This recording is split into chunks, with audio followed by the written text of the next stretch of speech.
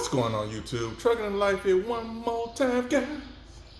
Guys and gals and gals and guys. Yeah. Anyway, guys, today's video is going to be about what do I really mean by no force dispatch? And is it really no force dispatch? And I've been around a nice little minute. I've been through a lot of these quote unquote no force dispatch companies. And one thing I would say, if you really look at it like head on, yeah, it don't say it's a forced dispatch, and it don't really seem like it's a forced dispatch. But I'm gonna show you some ways in this video to show you that it is kind of forced dispatch. Obviously forced. Well, it's not. You can't really see the force, but believe me, the force is there, baby. The force is there. So how this would look is, let's just say, okay, you come in, you want to do some runs, right? And whether you're own operator, whether you a company driver, and they probably got their own customers or whatever, but they ain't gonna force you to do things that's kind of outside of your quote unquote comfort zone. Let's just say I'm a dispatcher and I got like, I don't know, 15 loads on the board. I got a handful of drivers.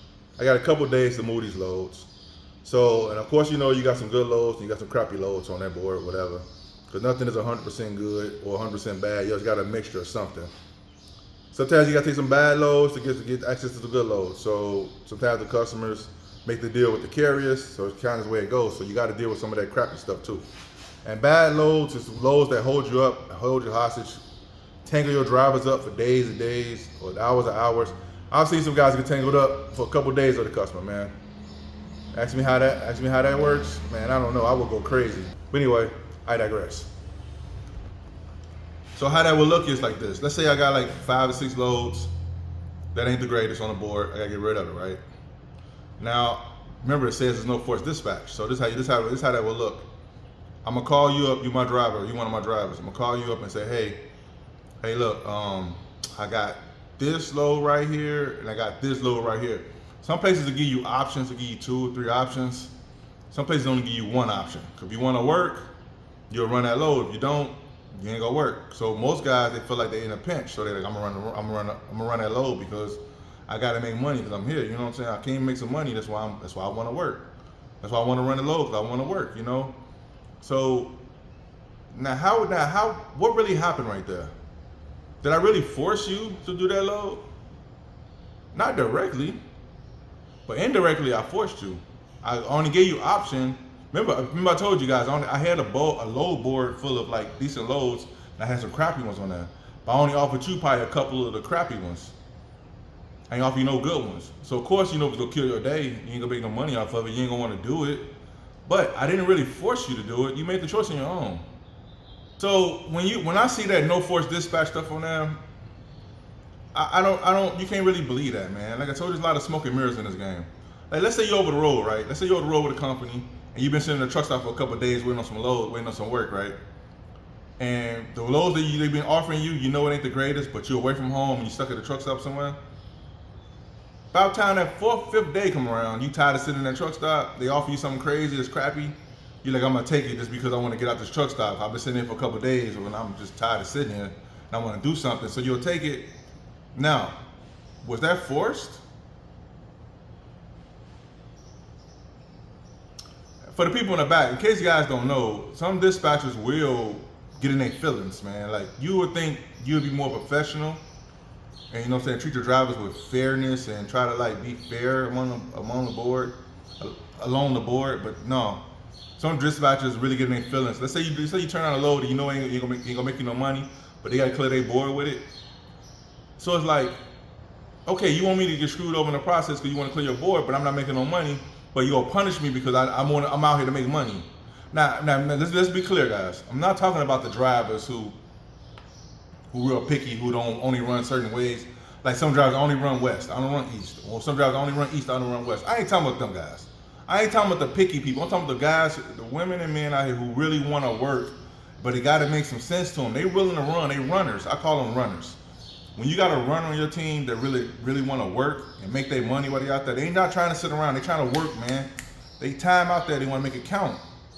And you got dispatchers that are smother it out, man, because they in their feelings.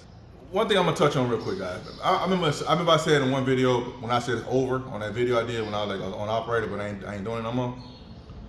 and I said I was losing for like 6 months. This how that would look. I like giving realistic examples, so people, if they see it, you'll know exactly what you're dealing with. This is how you could lose, right? Let's say your job is to move like 3 or 4 loads per day if you're local, right? You want to move 3 or 4 loads per day, and this is among the lines of being forced dispatch and non-forced dispatch too. This is all in the same boat, same pot. So how you can lose is, let's say your goal is to make $500 after field every day, right? You want to make, that's what you want to make. You may gross $800 a day, you may gross $1,000 a day, but you want to at least bring home $500 or close to $500 to the truck per day after your fuel expenses, right? If you could. It's really hard sometimes. I'm telling you, people be out here lying on these internet streets, but I digress. So you got your number in your head you want to do. You out here running and you trying to make your number, and all you want to do is work. You willing to do the work. Even you got to see some crappy loads, you willing to do it as long as you got some good stuff on the back end, you know? But, so this is how it would work. This is how this would work. I remember when I was an owner operator, I used to get paid detention like $30 an hour for detention, right? Now, remember I said the goal was to knock out as many loads as you could per day to reach your number. So a lot of drop of hooks. If you with carriers that got a lot of drop of hooks, you want them versus the live unloads and live loads, right? Because the live loads, they take too long and they will kill your days. It depends on what kind of company you go, what kind of customer it is, what they got going on. If they unorganized, they will hold you hostage and kill your whole day. Let's say this load pays $240, right? You got to work this many hours to make that $240. So that's how you lose. So if you do like 4 or 5 of these live loads a day, a week, sometimes I even had times where the dispatcher got so brazen, they would give me 2 live loads back to back of live loads of people who will hold you hostage. All live loads is not bad, but some will hold you hostage, man, and they know they will hold you hostage 3 or 4 hours. And even with that, you got to factor in a lot of the places you go to, the first 2 hours is free. So you figure if you there 2 hours, you not making no money at all. And after that, you get paid $30 an hour. So you gave 2 hours up for free, and now you getting paid $30 an hour. I would rock a dot, guys. I'm telling you, I don't like that, man. Don't hold me hostage, man. My time is more valuable than what you're trying to offer me right now. Let me get out here and work. Let me do my stuff and get out of here, man. I ain't try to bribe people. I try to bribe customers, man. Like, hey, man, here's a couple dollars. Let me get you some lunch, man. Let me get up out of here. Sometimes it works, sometimes it don't. But anyway, so you will have to work these many hours to make this amount of money for that one load. So you do that you times that about 3 or 4 times a week.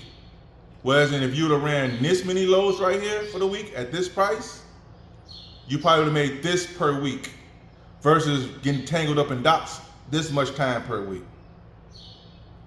That's how you can lose money. And over time, you like, man, the opportunity cost. The opportunity cost is you held up in the dock so long, whereas you could have been out moving another load somewhere and making more money versus you sitting down for $30 an hour. Don't get me wrong, $30 an hour is okay money for a company driver, not for an operator. But a lot of these companies, they pay $35 an hour, some pay $40 an hour. I'm talking in my example, I was getting paid $30 an hour for detention. And you got to get 2 hours for free, so you technically, you're losing. People are like, well, you just sitting around not doing nothing. You making a lot of money, you could, no, that ain't you missing the point. The point is this.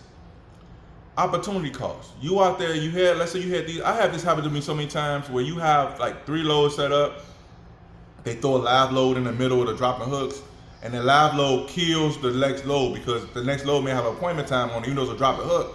But you can't make the appointment time because this place right here held you up too long. So it kills the other load. So now you got to sit there for so long just to make the money up. That's how you lose money. You do that enough times in a month, over a couple months, you're losing the money you possibly could have made. That's what losing money is like. So for people who don't understand what losing money, how you lose money and how you still maintain, I'll go into more details of how you maintain stuff while you're losing money. But in this video, I'm gonna keep it simple. So that's like forced dispatch, non-forced dispatch / how you lose money. And some dispatchers, they tell you, oh man, we pretty fair to our drivers, man. We try to be an equal opportunist for each driver and blah blah. And that ain't always the case. Sometimes these dispatchers get paid under the table from other drivers. Sometimes the dispatcher is cool with one driver, a couple drivers, family. They probably live in the same neighborhood. They probably go to the same bar on the weekends. I even had a dispatcher where one of the drivers was dating the dispatcher. One of the drivers' sibling was dating the dispatcher. So you know they was eating good. Anyway, YouTube, that's all I'm gonna say about this video, guys. So, like I said, with this whole trucking business, guys, you gotta be real careful out here, man. And I don't believe everything when I say no forced dispatch. It's a forced dispatch without you knowing it's forced. Anyway, alright, YouTube. Hope this video was helpful. Give you a little understanding of what's going on here. I'll see you guys in the video. Peace.